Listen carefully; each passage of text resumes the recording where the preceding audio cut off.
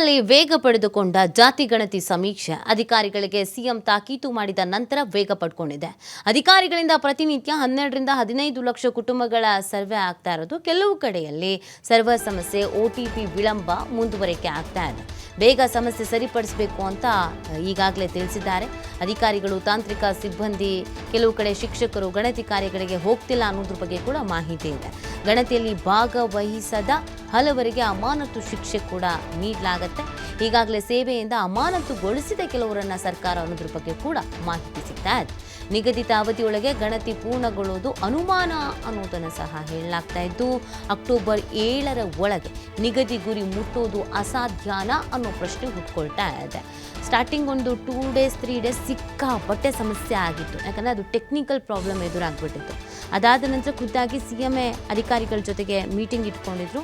ಆ ಮೀಟಿಂಗ್ನಲ್ಲಿ ಖಡಕ್ಕಾಗಿ ಆದೇಶ ನೀಡಲಾಗಿತ್ತು, ನಾವು ಏನು ಟಾರ್ಗೆಟ್ ಇಟ್ಕೊಂಡಿದ್ದೀವೋ ಅದೇ ರೀತಿಯಾಗಿ ಜಾತಿ ಗಣತಿ ಆಗಬೇಕು ಅಂತ.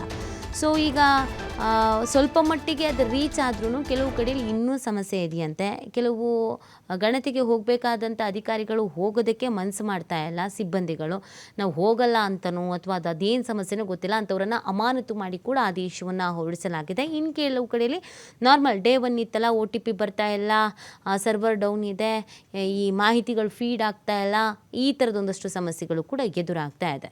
ಸೊ ಇದನ್ನೆಲ್ಲ ನೋಡಿದಾಗ ಒಂದು ಟೈಮ್ ಅಂತ ಫಿಕ್ಸ್ ಮಾಡ್ಕೊಂಡಿದ್ರಲ್ಲ, ಇಷ್ಟರೊಳಗೆ ನಾವು ಇಷ್ಟು ರೀಚ್ ಆಗ್ತೀವಿ ಅಂತ, ಅದು ಗುರಿ ಮುಟ್ಟೋದು ಅಸಾಧ್ಯನಾ ಅನ್ನುವಂಥ ಪ್ರಶ್ನೆ ಇದೀಗ ಹುಟ್ಕೊಳ್ತಾ ಇರೋದು. ರಾಜ್ಯದಲ್ಲಿ ವೇಗ ಪಡ್ಕೊಳ್ತಾ ಇದೆ ಜಾತಿ ಗಣತಿಯ ಸಮೀಕ್ಷೆ.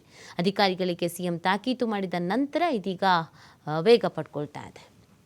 ಈ ಬಗ್ಗೆ ಮತ್ತಷ್ಟು ಮಾಹಿತಿ ನೀಡ್ತಾರೆ ನಮ್ಮ ಪ್ರತಿನಿಧಿ ಶಿವು.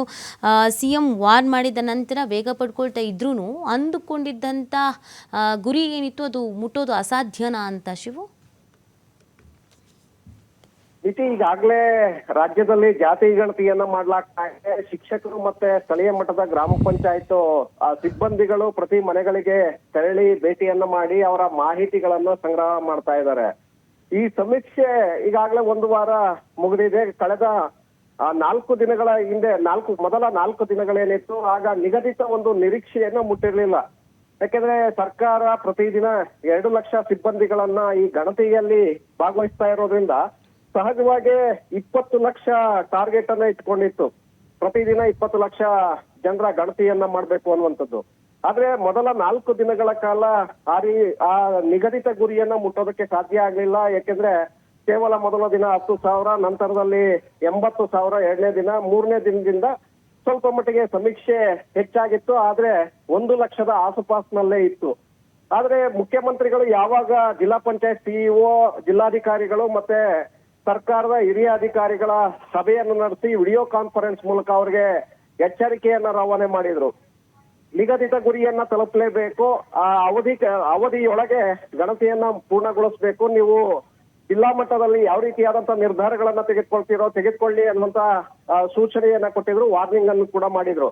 ತದನಂತರದಲ್ಲಿ ಕೆಲವು ತಾಂತ್ರಿಕ ಸಮಸ್ಯೆಗಳೇನಿತ್ತು ಅದೆಲ್ಲವನ್ನು ಕೂಡ ಪರಿಹರಿಸುವಂತ ಒಂದು ಪ್ರಯತ್ನವನ್ನ ಮಾಡಲಾಗಿತ್ತು. ಅದಕ್ಕೆ ತಾಂತ್ರಿಕ ಪರಿಣಿತರನ್ನು ಕೂಡ ನೇಮಕ ಮಾಡಲಾಗಿತ್ತು. ಇದಾದ ನಂತರ ಈಗ ಕಳೆದ 3 ದಿನಗಳಿಂದ ಸುಮಾರು 10-12 ಲಕ್ಷ ಪ್ರತಿದಿನ ಗಣತಿ ಕಾರ್ಯ ನಡೀತಾ ಇದೆ. ಅಕ್ಟೋಬರ್ 7ರವರೆಗೆ ನಿಗದಿತ ಅವಧಿಯೊಳಗೆ ಈ ಒಂದು ಸಮೀಕ್ಷೆ ಹೆಚ್ಚಿನ ಪ್ರಮಾಣದಲ್ಲಿ ಆಗುತ್ತೆ ಅನ್ನುವಂತ ನಿರೀಕ್ಷೆಗಳನ್ನ ಅಧಿಕಾರಿಗಳು ಇಟ್ಕೊಂಡಿದ್ದಾರೆ. ಆದ್ರೆ ನಿಗದಿತ ಅವಧಿಯೊಳಗೆ ಪೂರ್ಣ ಪ್ರಮಾಣದಲ್ಲಿ, ಯಾಕೆಂದ್ರೆ ರಾಜ್ಯದಲ್ಲಿ ಸುಮಾರು 7.5 ಕೋಟಿ ಜನಸಂಖ್ಯೆ ಇರೋದ್ರಿಂದ ಸಹಜವಾಗಿ ಪ್ರತಿದಿನ 20 ಲಕ್ಷದಂತೆ ಸಮೀಕ್ಷೆಯನ್ನ ಮಾಡಿದ್ರು ಕೂಡ ಆ ನಿಗದಿತ ಅವಧಿಯೊಳಗೆ ಎಲ್ಲರ ಗಣತಿಯನ್ನ ಮಾಡೋದಕ್ಕೆ ಸಾಧ್ಯ ಇಲ್ಲ. ಜೊತೆಗೆ ಈಗ ಆನ್ಲೈನ್ ಕೂಡ ಮಾಡಿರೋದ್ರಿಂದ ಯಾರು ಮನೆಗಳ ಬಳಿ ಗಣತಿದಾರರು ಬಂದಾಗ ಮಾಹಿತಿಯನ್ನ ಕೊಡೋದಿಲ್ಲ, ಅಂತವರು ಆನ್ಲೈನ್ ಮೂಲಕವೇ ಈಗ ಅಪ್ಲೋಡ್ ಮಾಡೋದಕ್ಕೂ ಕೂಡ ಅವಕಾಶವನ್ನ ಮಾಡಿಕೊಡ್ಲಾಗಿದೆ. ಸೊ ಇದೆಲ್ಲವನ್ನೂ ಕೂಡ ಗುರಿಯಾಗಿ ಇಟ್ಕೊಂಡು ಅಕ್ಟೋಬರ್ 7ರವರೆಗೆ ಪೂರ್ಣ ಪ್ರಮಾಣದಲ್ಲಿ ಸುಮಾರು 6 ಕೋಟಿಗೂ ಹೆಚ್ಚಿನ ಜನ ಸಮೀಕ್ಷೆಯಲ್ಲಿ ಭಾಗವಹಿಸ್ತಾರೆ ಅನ್ನುವಂತ ನಿರೀಕ್ಷೆಯನ್ನ ಸರ್ಕಾರ ಇಟ್ಕೊಂಡಿದೆ.